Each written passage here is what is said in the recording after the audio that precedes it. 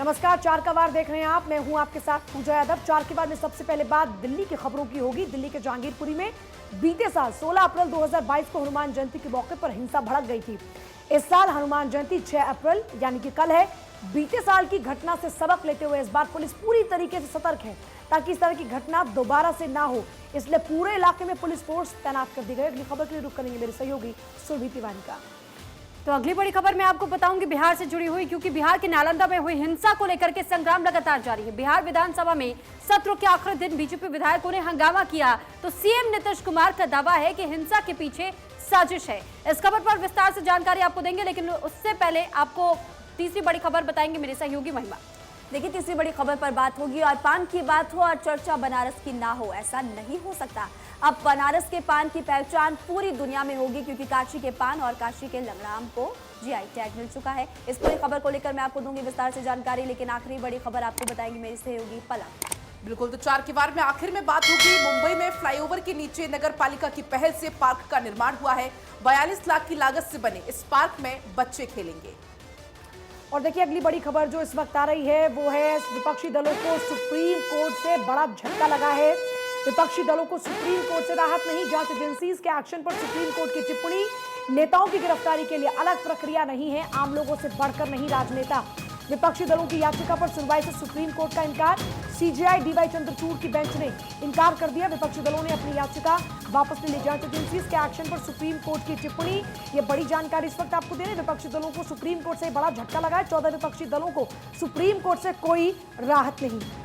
तो फिलहाल बड़ी खबर आपको बता रहे हैं, जिस तरीके से विपक्षी दलों को सुप्रीम कोर्ट की तरफ से बड़ा झटका लगा है। दरअसल ये बताया जा रहा है कि याचिका पर सुनवाई से सुप्रीम कोर्ट ने इनकार कर दिया है। जांच एजेंसियों के एक्शन पर सुप्रीम कोर्ट की टिप्पणी सामने आई है। नेताओं की गिरफ्तारी के लिए अलग प्रक्रिया नहीं होगी, आम लोगों से बढ़कर नहीं है राजनेता, सुप्रीम कोर्ट की तरफ से दलील दी गई। और साथ ही कहा गया कि विपक्षी दलों की याचिका पर सुनवाई से सुप्रीम कोर्ट ने इनकार करते हुए सीजेआई डीवाई चंद्रचूड़ की बेंच ने ये फैसला दिया है। और साथ ही कहा है कि इस याचिका पर सुनवाई नहीं होगी इस तरीके से, क्योंकि आम जनता से अलग राजनेता नहीं है। विपक्षी दलों ने अपनी याचिका वापस ले ली है। फिलहाल बड़ी खबर आपको दे रहे हैं। दरअसल सुप्रीम झटका ये तमाम राजनेताओं को लगा जो कि वो चाहते थे कि अलग तौर पर सुनवाई की जाए। सुमित मेरे साथ मेरे सहयोगी इस वक्त जुड़ रहे हैं। सुमित का सीधे रुख करेंगे। सुमित, नेताओं को यह अपेक्षा थी कि सुप्रीम कोर्ट से इस पूरे मामले में राहत मिलेगी, लेकिन सुप्रीम कोर्ट ने मामले पर सुनवाई से इनकार कर दिया। जी बिल्कुल, देखिए बहुत ही अजीब गरीब मांग के साथ जो है वो 14 विपक्ष दल सुप्रीम कोर्ट पहुंचे थे। हालांकि सुप्रीम कोर्ट ने उनकी याचिका पर सुनवाई से इनकार करते हुए कहा है कि राजनेताओं को कोई विशेषाधिकार नहीं है। जो आम लोगों को जो कानून में जो जिस तरह से संरक्षण मिला हुआ है उसी तहत ही विपक्ष नेताओं को भी राहत दी जा सकती है। लेकिन जिस तरह से ईडी और सीबीआई का गिरफ्तारी का जहां तक सवाल है, देश की तमाम अदालतें हैं जो कि संरक्षण के लिए बैठी है। अगर आपकी गिरफ्तारी होती है, अगर आपके खिलाफ कोई सबूत नहीं है तो बाकायदा आप छूट सकते हैं। लिहाजा अगर आप चाह रहे हैं कि अलग से आपको एक ट्रीटमेंट दिया जाए, वो नहीं दिया जा सकता है, क्योंकि कानून सबके लिए बराबर है। सुप्रीम कोर्ट ने कहा कि अगर इस तरह का हम आदेश जारी करते हैं तो एक तरह से खतरनाक ट्रेंड देश में शुरू हो जाएगा। तो ऐसे में जो खासकर नेताओं के लिए एक स्पेशल ट्रीटमेंट की आप जहां तक मांग कर रहे हैं, क्योंकि गिरफ्तारी ना हो, उनको रिमांड पर सीबीआई ना ले, ईडी ना ले, ये नहीं किया जा सकता है। देश की तमाम अदालतें हैं, निचली अदालत से लेकर हाई कोर्ट, सुप्रीम कोर्ट तक है। अगर आपके खिलाफ कोई सबूत नहीं है तो आप अदालतें जो हैं वो आपको प्रोटेक्ट करने के लिए हैं। लेकिन अगर आप चाहते हैं कि अलग से आपको इस तरह की सहूलियत दी जाए कि ईडी और सीबीआई आपको किसी भी मामले में गिरफ्तार ना करे, इसको लेकर दिशा निर्देश जो आप मांग रहे हैं वो संभव नहीं है। हम विधायिका को ये डायरेक्शन नहीं दे सकते हैं कि आप इस मामले में गिरफ्तार करें, उस मामले में गिरफ्तार ना करें। तो निश्चित तौर पर जिस तरह से अजीबोगरीब मांग के साथ विपक्ष के नेता सुप्रीम कोर्ट पहुंचे थे, उनको एक राहत नहीं मिली है। अभिषेक मनु सिंघवी ने तमाम दलीलें दी कि सैकड़ों दर्जनों केस जो है उनके खिलाफ दर्ज किया जा रहा है, लेकिन सीजीआई ने कहा कि निचली अदालत, हाईकोर्ट और सुप्रीम कोर्ट है, ऐसे मामलों को देखने के लिए अलग से इसमें किसी तरह की राहत जो है वो नहीं दी जा सकती है। सुप्रीम कोर्ट के सुनवाई से इनकार करने के बाद जो 14 विपक्ष दल थे उन्होंने अपनी याचिका सुप्रीम कोर्ट से वापस ले ली है। लिहाजा ठीक है सुमित, बहुत बहुत शुक्रिया जानकारी देने के लिए। आपने बहुत ही विस्तार से जानकारी दी कि कोर्ट में आज क्या कुछ हुआ, सुप्रीम कोर्ट की तरफ से क्या कुछ टिप्पणी आज दी गई। पूजा, देखिए बिल्कुल, एक तरफ जहां विपक्षी दलों को सुप्रीम कोर्ट से झटका लगा है, वहीं कोर्ट के फैसले के बाद केंद्रीय मंत्री अनुराग ठाकुर ने क्या कुछ कहा, आपको सुनाते हैं। पक्ष के कुछ राजनीतिक दल भ्रष्टाचार करने से तो बाज आते नहीं। करोड़ों रुपए का भ्रष्टाचार करने के बाद जब जांच शुरू होती है तो कभी सड़कों पर उतरते हैं, कभी सदन रोकने का काम करते हैं। सभी भ्रष्टाचारी एक मंच पर आने का प्रयास करते हैं, लेकिन ये जनता में भी इनका चेहरा बेनकाब हुआ है और कोर्ट में भी असलियत जानने का मौका मिला है। जांच में सहयोग करें और जो भ्रष्टाचारी हैं उनके खिलाफ कड़ी कार्रवाई। कांग्रेस पार्टी 14 ऑपोजिशन थी और देखिए, भ्रष्टाचार का वैसे भी नेतृत्व कांग्रेस ही कर रही है। और इस बीच एक और बड़ी खबर आपको बताते हैं, ईडी केस में मनीष सिसोदिया की न्यायिक हिरासत को बढ़ा दिया गया। राउज एवेन्यू कोर्ट ने बढ़ाई है न्यायिक हिरासत। 17 अप्रैल तक न्यायिक हिरासत को बढ़ाया गया। 13 अप्रैल को सिसोदिया की जमानत पर अगली सुनवाई होगी। मनीष सिसोदिया की मुश्किलें दिन पर दिन बढ़ती चली जा रही है, क्योंकि 17 अप्रैल तक के लिए उनकी न्यायिक हिरासत को बढ़ाया गया है। दरअसल मनीष सिसोदिया को आज एक बार फिर से राउज एवेन्यू कोर्ट में पेश किया गया था और दिल्ली शराब घोटाले से जुड़ी हुई जो तमाम दलीलें दोनों तरफ से रखी जा रही है, अब ऐसे में ईडी केस के तहत ही 17 अप्रैल तक के लिए न्यायिक हिरासत मनीष सिसोदिया की बढ़ाई गई है। रुक करेंगे अगली खबर का। बीते साल हनुमान जयंती के मौके पर दिल्ली के जहांगीरपुरी इलाके में जो कुछ हुआ वैसा कुछ फिर से ना हो, इसको लेकर इस बार पुलिस ने पहले से तैयारी कर ली है। संवेदनशील इलाकों में पुलिस पेट्रोलिंग कर रही है, गलियों में फोर्स बढ़ा दी गई है, तैनात की गई है ताकि किसी भी स्थिति से निपटा जा सके। पुलिस ने शोभा यात्रा निकालने के लिए भी परमिशन नहीं दी है। रिपोर्ट देखिए। बीते साल हनुमान जयंती के मौके पर दिल्ली के जहांगीरपुरी इलाके में हिंसा हुई थी। इस बार ऐसा कुछ ना हो, शरारती तत्व माहौल ना खराब कर सकें, इसलिए पुलिस मुस्तैद है।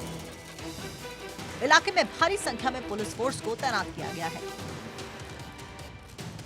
हिंदूवादी संगठनों ने शोभा यात्रा निकालने की परमिशन मांगी थी, लेकिन प्रशासन ने इससे इनकार कर दिया है। बता दें कि रामनवमी के मौके पर देश के अलग अलग राज्यों से हिंसा की तस्वीरें सामने आई थी, इसलिए हनुमान जयंती पर प्रशासन पूरी तरह से अलर्ट मोड में है।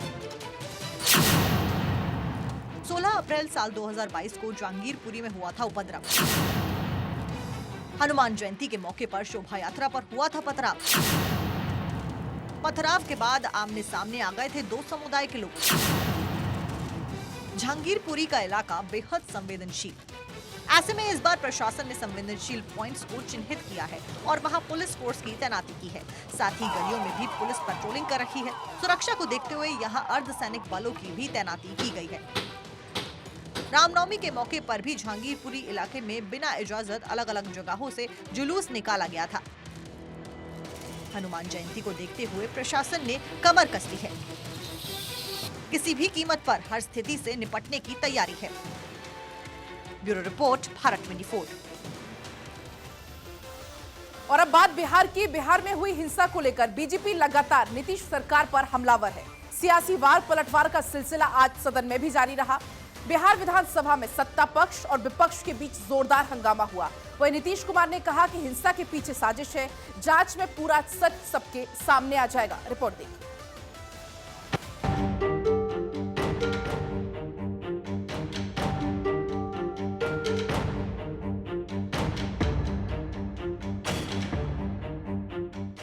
बिहार विधानसभा सत्र के आखिरी दिन जमकर हंगामा हुआ।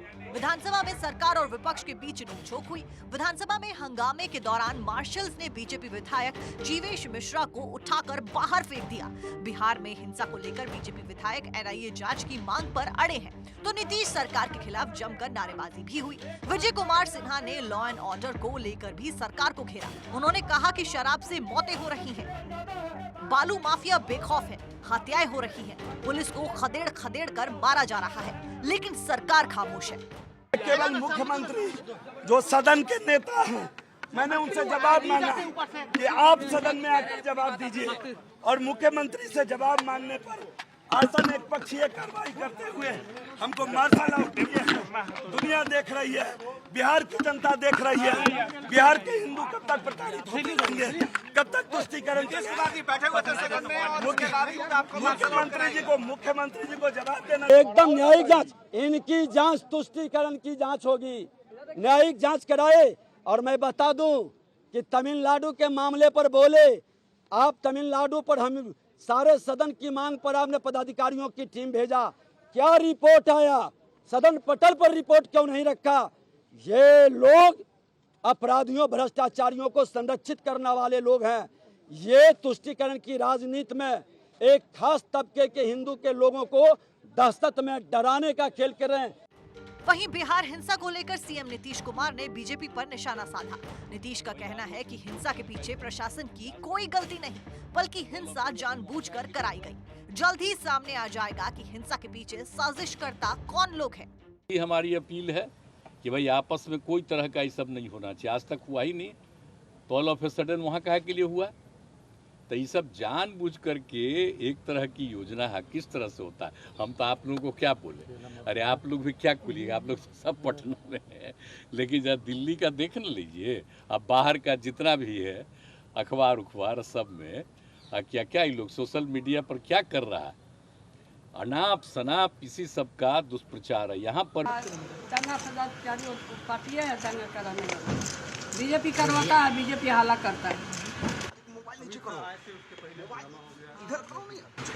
पूरा देश भर में घूम रहा है लो ना, आरएसएस का आदमी, बीजेपी का आदमी, पूरा देश भर में छड़े हुए हैं। रुको ना, बोलने दो ना यार। दंगा तो वही लोग करवाता है, और जांच होगा, सरकार जांच करवाएगी, दूध का दूध पानी का पानी हो जाएगा। बिहार में हिंसा के मसले पर सियासत गर्म होती जा रही है। ओवैसी भी मुस्लिमों के मुद्दों को उठाकर बिहार सरकार को घेर रहे हैं, तो बीजेपी भी लगातार हमलावर है।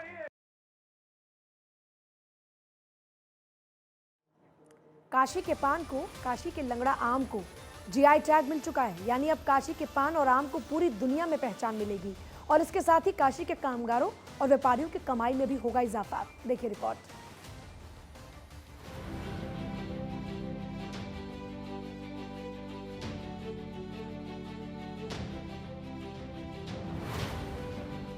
अपनी बोली, अपनी संस्कृति और अपने स्वाद को लेकर पूरी दुनिया में मशहूर काशी ने एक नया कीर्तिमान हासिल कर लिया है। काशी के खास लंगड़ा आम, बनारसी पान, आदम चीनी चावल और रामनगर के भंटा सफेद बड़ा गोल बैगन को जियोग्राफिकल इंडिकेशन यानी जीआई टैग मिला है। इसके साथ काशी क्षेत्र के कुल 22 प्रोडक्ट जीआई प्रोडक्ट रजिस्टर किए गए हैं। पद्म पुरस्कार से सम्मानित जीआई विशेषज्ञ डॉक्टर रजनीकांत ने कहा है कि बनारसी पान के साथ वाराणसी के 3 अन्य उत्पाद बनारसी लंगड़ा आम, रामनगर भांटा बैगन, आदम चीनी चावल को जीआई टैग मिला है। लंगड़ा आम और बनारसी पान का स्वाद अब पूरी दुनिया चखेगा। मुख्यमंत्री योगी आदित्यनाथ के प्रयासों से 4 उत्पादों को जीआई टैग मिल चुका है। कौन से वो 4 उत्पाद हैं? हमारे साथ जीआई विशेषज्ञ और पद्मश्री डॉक्टर रजनीकांत जी हैं, वो हमें बताएंगे। सर, कौन कौन से उत्पादों को मिला हुआ है जीआई टैग? बनारस से अभी 31 मार्च को अधिकृत घोषणा हुई है, और डीपीआईटी और जीआई रजिस्ट्री ने इसको अनाउंस किया है, जिसमें बनारस का लंगड़ा आम, बनारस पान का पत्ता, आदम चीनी चावल और रामनगर का भंटा बैगन, जो ग्रीन रंग का गोल बड़े साइज का होता है, जो चोखे के लिए मशहूर है। ये 4 उत्पादों को जीआई मिला है। इसके पूर्व में बनारस में 18 उत्पादों को, बनारस और आसपास के जनपदों को मिल चुका है। ये 4 को मिलते ही ये संख्या 22 की हो गई है। उत्तर प्रदेश में कुल 45 उत्पाद हो गए, जिसमें बनारस जो काशी प्रांत है, काशी परिक्षेत्र है, वहाँ पे 22 उत्पाद हो गए, और इसमें लगभग 20 लाख लोग इसके साथ सीधे जुड़े हुए हैं। सर, कितने आवेदन किए गए थे जीआई टैग के लिए? जीआई टैग के लिए यहाँ से अभी कुल 20 आवेदन उत्तर प्रदेश से किए गए थे।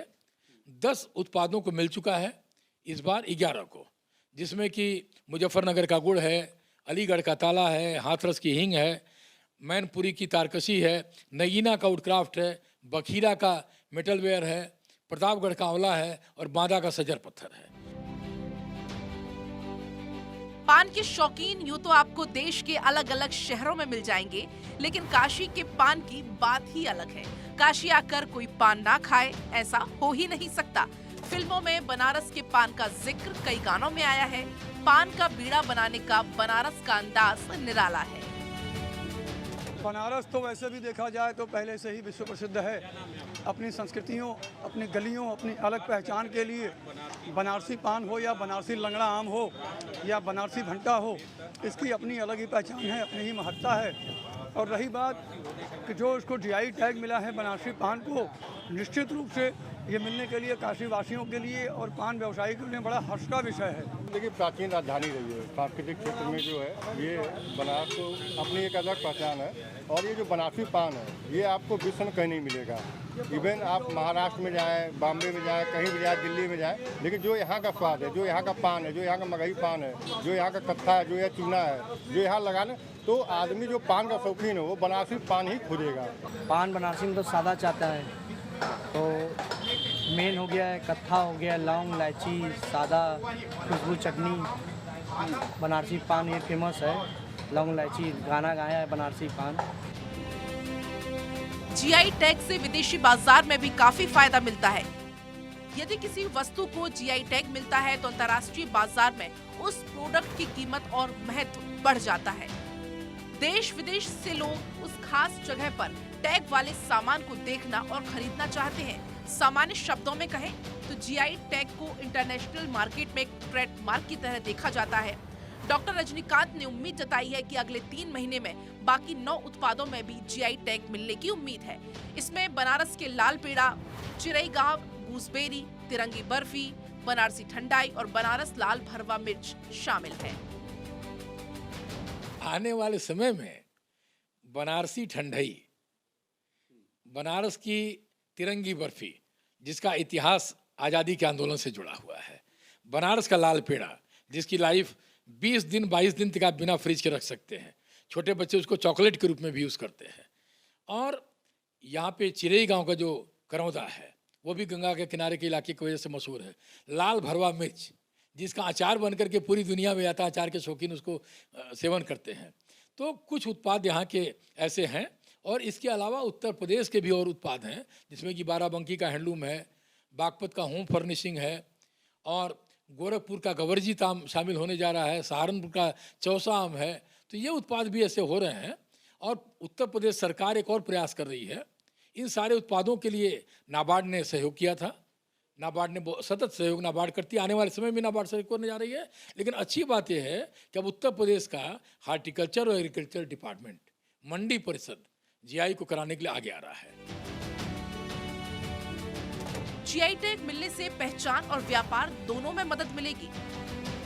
काशी के प्रोडक्ट का नाम पूरी दुनिया में है। अब तेजी से बदलते और विकास के रास्तों पर दौड़ते बनारस की चर्चा फिर हो रही है। उम्मीद की जा रही है कि जीआई टैग मिलने से यहाँ के कामगारों और व्यापारियों को आर्थिक फायदा होगा। Bureau report, Bharat 24। तो नवी मुंबई के सानपड़ा इलाके में नगर पालिका ने फ्लाईओवर के नीचे एक पार्क डेवलप किया है जिसमें कि बच्चे खेल सकेंगे। दरअसल फ्लाईओवर के नीचे अराजक तत्वों ने अपना अड्डा बना लिया था और उसे खत्म करते हुए यहां पार्क बनवा दिया गया है। ये रिपोर्ट देखिए। सड़क किनारे रहने वाले लोगों को हमेशा इंतजार रहता है कि शासन प्रशासन के लोग उनके बारे में भी सोचें।